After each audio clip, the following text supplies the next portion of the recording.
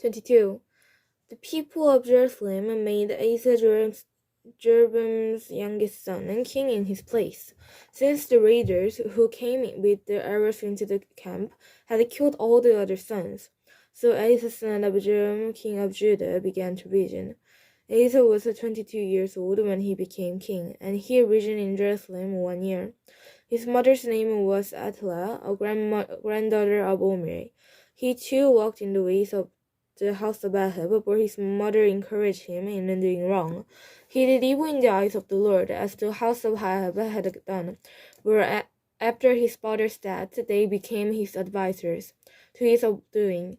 He also followed their concern when he went with the Jerusalem of Ahab king of Israel to war against Hazael king of Aram at Ramoth Gilead.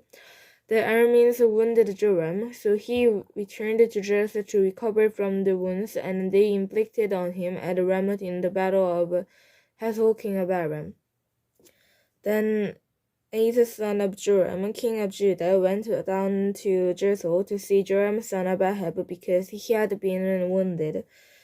Through Asa's visit to Joram, God brought about Asa's downfall when Asa arrived. He went out with Joram to meet Jehu, son of Nimshi, whom the Lord had anointed to destroy the house of Ahab.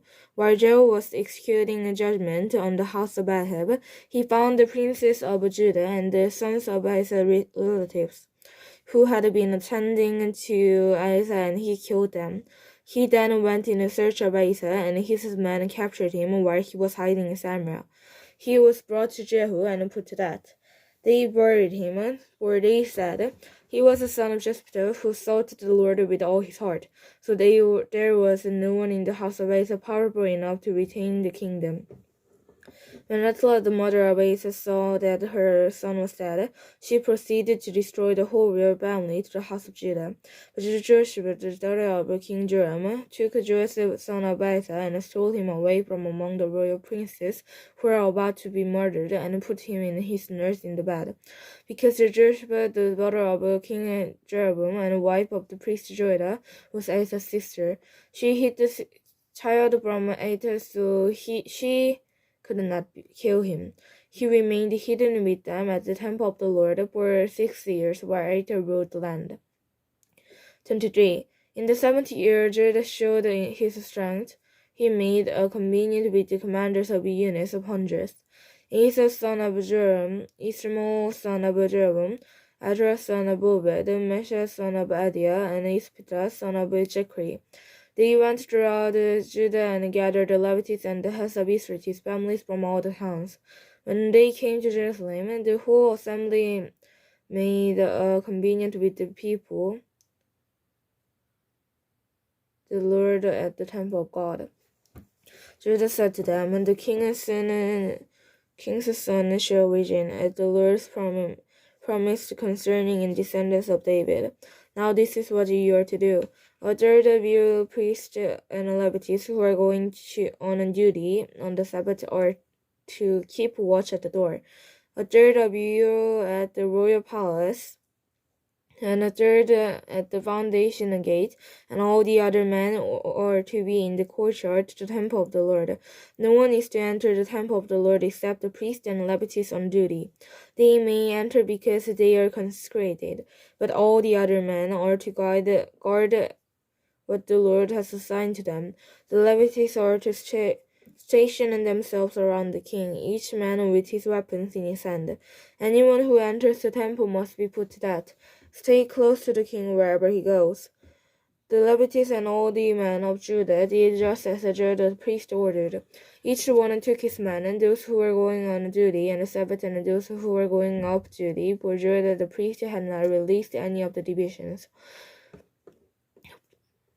Then he gave the commanders of the units of hundreds and spears and large and small shields that had belonged to King David, and that were in temple of God.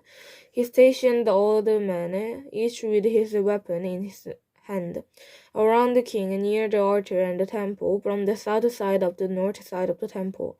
Joiada and his son brought out of the king's son and put a crown on him. They presented him with a copy of the covenant and proclaimed him king. They anointed him and shouted, "Long live the king!" When Aita heard the noise of the people running and cheering the king, she went to them at the temple of the Lord. She looked, and there was the king standing by his pillar at the entrance. The officers and the trumpeters were beside the king, and all the people of the land were rejoicing and blowing trumpets, and the singers with the musical instruments were leading the praises. Then Atta tore her robes and shouted, "Treason, treason!" Jeremiah the priest sent out the commanders of units of hundreds, who were in charge of the troops, and said to them, "Bring her out between the ranks and put the sword anyone who follows her." For the priest had said, "Do not put her to death at the temple of the Lord." So they seized her as she reached the entrance of the horse gate on the place grounded, and then they were put her to death. Jared made a covenant that he and the people of the king would be the Lord's people. All the people went to the temple of Baal and tore it down.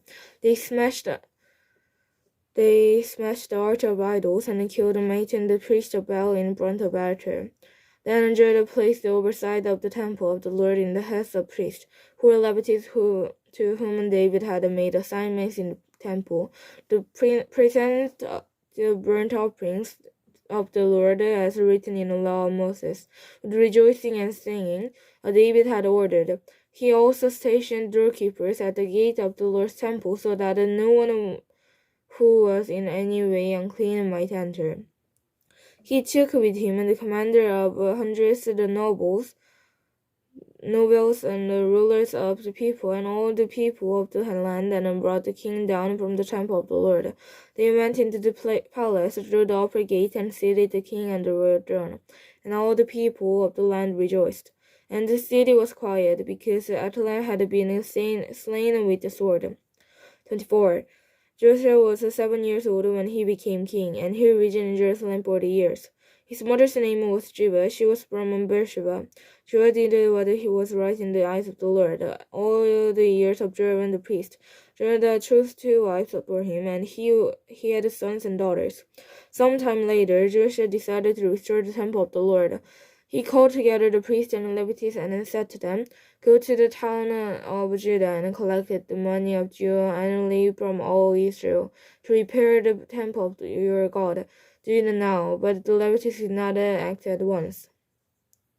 Therefore the king summoned Joram the chief priest and said to him, "Why haven't you required the Levites to bring in from Judah and Jerusalem at the tax imposed by Moses, the servant of the Lord, and by the assembly of Israel to the tent of the tabernacle?"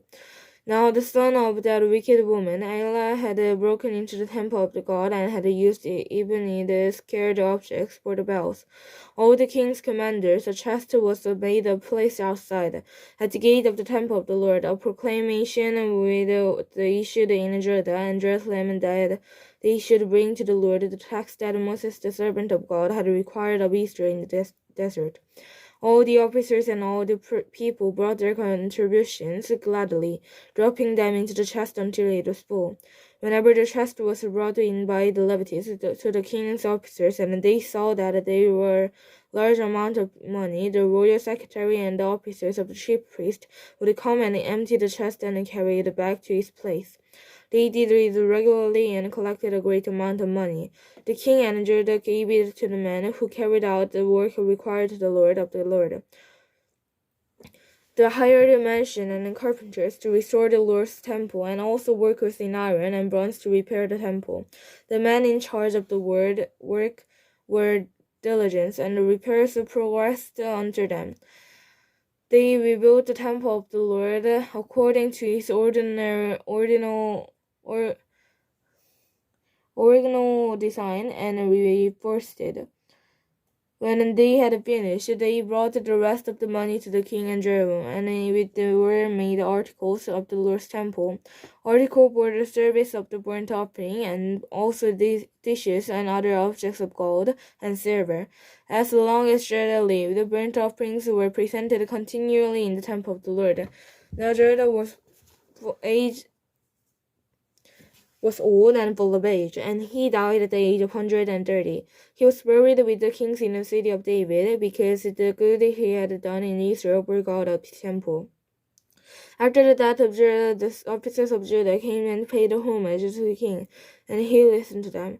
They abandoned the temple of the Lord, the God of their fathers, who worshipped the Asher pole and idols. Because of their guilt, God's anger came upon Judah and Jerusalem. Although the Lord sent prophets to the people to bring them back to him, and though they testified against them, they would not listen. Then the Spirit of God came upon Jericho son of Judah, the priest. He stood before the people and said, "This is what the God says. Why do you disobey the Lord's commands? You will not prosper, because you have forsaken the Lord. He has forsaken you." But they plotted against him, and by order to the Lord, they stoned him to death in the courtyard of the Lord's temple. King Joash did not remember the kindness Judah's father Judah had shown him, but killed his son, who said as he lay dying, "May the Lord see this and call you an account." At the turn of the year, the army of Aram marched against Joash. It invaded Judah and Jerusalem and killed all the leaders of the people. They sent all the plunder to their king in Damascus. Although the army had come to only a few men, the Lord delivered into their hands as much larger army. Because Judah had forsaken the Lord, the God of their fathers, judgment and executed on Joash. When the armies withdrew, they left Joash severely wounded. His officers conspired against him for murdering the son of Joiada the priest, and they killed him in his bed. So he died and was buried in the city of David, but not in the tombs of their kings. Those who conspired against him were Jabed, son of Shemit, an Amorite woman, and Jeroboam, the son of Shemit, a Moabite woman. The account of his son and the many prophecies about him, and the record of the resolution to the temple of the God are written in annotations on the book of the kings. The Amaziah his son succeeded him as king.